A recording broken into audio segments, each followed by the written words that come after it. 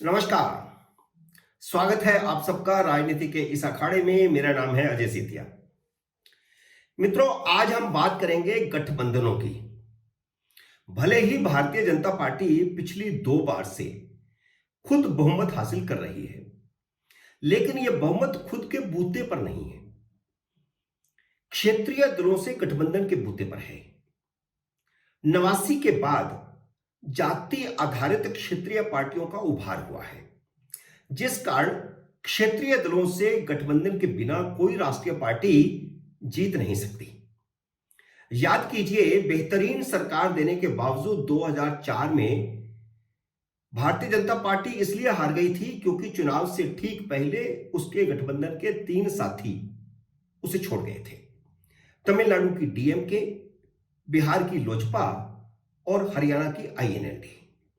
ये तीनों एनडीए से बाहर हुए थे। भाजपा की सीटें 182 से घटकर 138 रह गई। एनडीए 185 पर सीमित हो गया। अगर चुनाव पूर्व का गठबंधन जारी रहता, चुनाव से पहले जो एनडीए था वही बना रहता, वही मिलकर चुनाव लड़ता, तो एनडीए को कम से कम 240 सीटें आती, 240 से 250 के बीच में।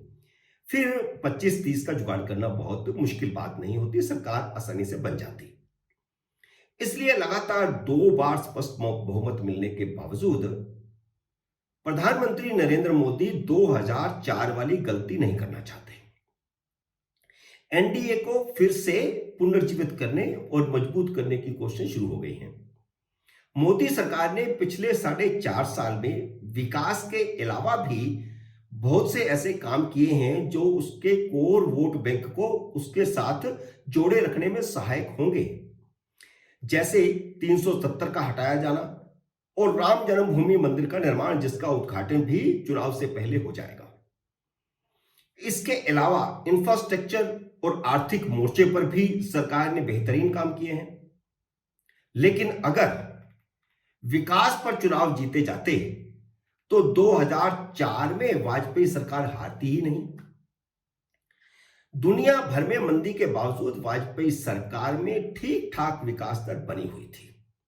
89 के बाद भारत में चुनाव जातीय समीकरणों और क्षेत्रीय दलों से गठबंधन के सहारे ही जीते जाते हैं।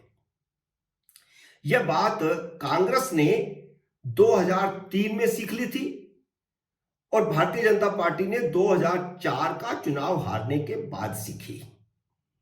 कांग्रेस जब तक खुद बहुमत में हुआ करती थी, वह मुस्लिम लीग के अलावा किसी से गठबंधन नहीं करती थी, उसको जरूरत ही नहीं होती थी। और उस जमाने में क्षेत्रीय दल भी इस ढंग से इतने प्रभावी नहीं हुआ करते थे। हां, बाद में तमिलनाडु में क्षेत्रीय समिता के उभार के बाद जरूर डीएमके के साथ गठबंधन कांग्रेस की मजबूरी बन गया था। लेकिन 1996 और 98 में लगातार 2 बार की हार के कारण कांग्रेस ने पचमढ़ी में चिंतन शिविर किया था कि कांग्रेस कैसे पुनर्जीवित हो। क्या भाजपा की तरह क्षेत्रीय दलों से गठबंधन किया जाए या अकेले चला जाए। चिंतन शिविर में चिंतन मंथन के बाद कांग्रेस ने फैसला किया था कि वह भारतीय जनता पार्टी की तरह कोई गठबंधन नहीं करेगी, वह अकेले ही चलेगी और कांग्रेस को फिर से मजबूत करेगी। लेकिन जब 99 में सोनिया गांधी के नेतृत्व में कांग्रेस फिर हार गई, तो 2003 में सोनिया गांधी ने शिमला में फिर एक चिंतन शिविर किया, जिसमें पचमढ़ी का फैसला बदलकर क्षेत्रीय दलों से गठबंधन करने का फैसला हुआ और गठबंधन से चुनाव लड़ने का फैसला हुआ। कांग्रेस ने अपनी जमीन खाली कर दी, क्षेत्रीय दलों के साथ साझा कर ली। नतीजा यह निकला कि भाजपा इंडिया शाइनिंग के ढिंडोरे के बावजूद चुनाव हार गई, क्योंकि विपक्ष ने चुनावों में आम आदमी से सवाल पूछने शुरू किए। सवाल पूछा, जो उसने नैरेटिव बना दिया वह यह था कि क्या इंडिया शाइनिंग का आम आदमी की जिंदगी पर कोई असर पड़ा है, कोई प्रभाव हुआ है, क्या बेरोजगारी कम हुई है, क्या महंगाई घटी है, क्या स्वास्थ्य सेवाएं और शिक्षा सस्ती हुई है। तो ये सब मुद्दे काम कर गए। विपक्ष ने तब वाजपेयी सरकार पर आरोप लगाया था कि उनके राज में सिर्फ बड़े घरानों की आमदनी बढ़ी है। चुनाव हारने के बाद लालकृष्ण आडवाणी ने यह माना था कि इंडिया शाइनिंग का नारा गलत था। आज भी हम देखें तो आज भी इंडिया शाइनिंग दिख रहा है।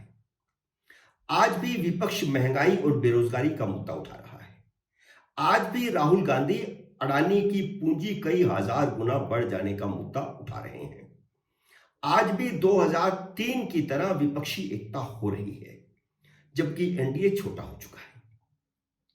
इसलिए 2004 से सबक सीखकर मोदी ने भी छोटे छोटे दलों को साथ लेना और जो क्षेत्रीय दल कुछ नेताओं के कारण साथ नहीं आ रहे, उनके उन नेताओं को तोड़ना शुरू किया है जो अपने नेतृत्व से नाराज चल रहे हैं और एनडीए से गठबंधन करना चाहते हैं।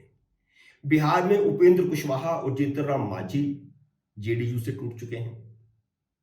चाचा पशुपतिनाथ पारस के कारण अलग हुए चिराग पासवान को भी वापस लाया जा रहा है। महाराष्ट्र में एकनाथ शिंदे शिवसेना पर कब्जा करके एनडीए से जुड़ चुके हैं। अजीत पवार शरद पवार से अलग होकर के एनसीपी पर खुद कब्जा करके एनडीए से जुड़ चुके हैं। उत्तर प्रदेश में राजभर सपा से करीब करीब टूट चुके हैं और जयंत चौधरी भी टूट रहे हैं। हरियाणा में आईएनएलडी टूट ही चुका है, उसका एक गुट भाजपा के साथ है। हरियाणा में उस गुट के साथ गठबंधन की सरकार है।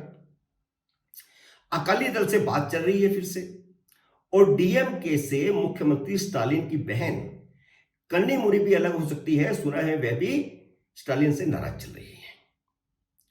विपक्ष ने 17-18 जुलाई को बेंगलुरु में गठबंधन की बैठक बुलाई है, तो भारतीय जनता पार्टी ने भी 18 जुलाई को एनडीए की बैठक बुला ली है। आने वाले दिनों में बहुत उठापटक देखने को मिलेगी। 2024 में बात भाजपा और कांग्रेस की नहीं होगी, बात एनडीए बनाम पीडीपी की होगी। मित्रों, उम्मीद है मेरा यह वीडियो आपको पसंद आया होगा। इसे लाइक और शेयर कीजिए, और अगर आपने मेरे यूट्यूब चैनल को सब्सक्राइब नहीं किया तो कृपया सब्सक्राइब करके अपना आशीर्वाद दीजिए। जल्द ही मिलते हैं अगले वीडियो में किसी नए विषय के साथ। तब तक नमस्कार।